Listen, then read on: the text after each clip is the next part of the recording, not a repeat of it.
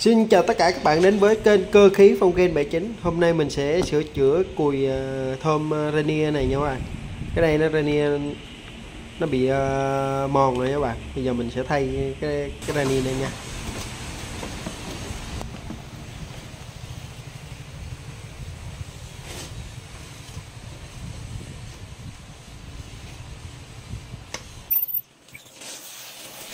Giờ bắt đầu mình lấy vỏ đá mình hơ lửa cho nóng, mình mở cho dễ nha các bạn.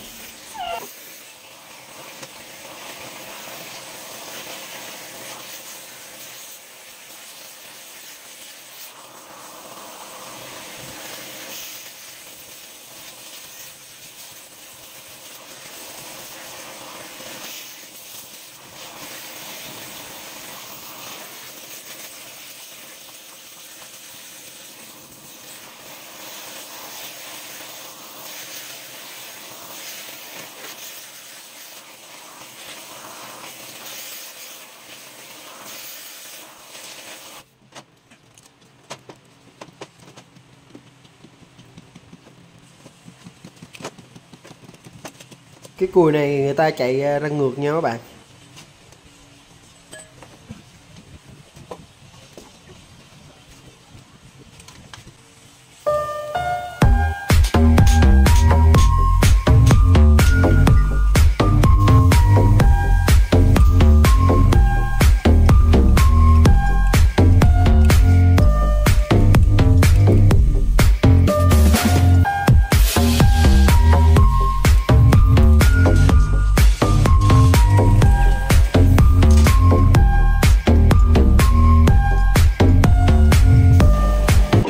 Giờ mình cũng mở ra hết nha các bạn. Ok nha bạn, nó còn nóng luôn nha, khói bốc. Giờ mình sẽ thay cái cốt Rainier này vô nha các bạn.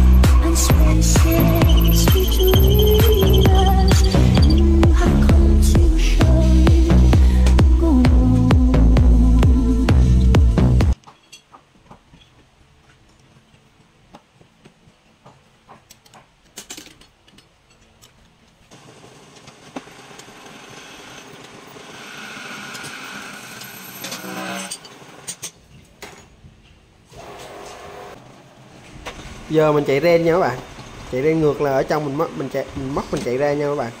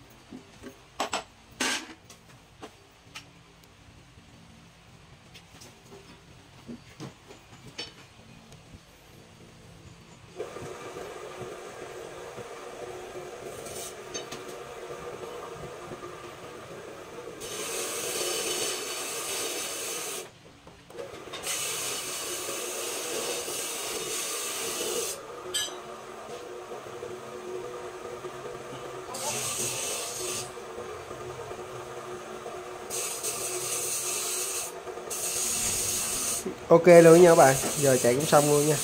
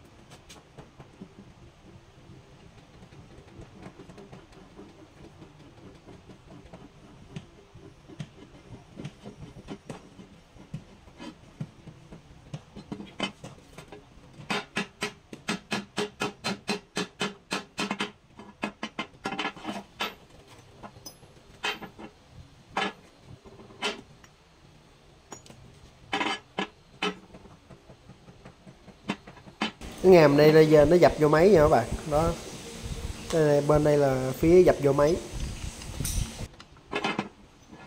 Video đến đây mình cũng xin kết thúc nha các bạn. Cảm ơn tất cả các bạn đã xem hết video của mình nha, và nhớ đăng ký, chia sẻ, ủng hộ mình nha.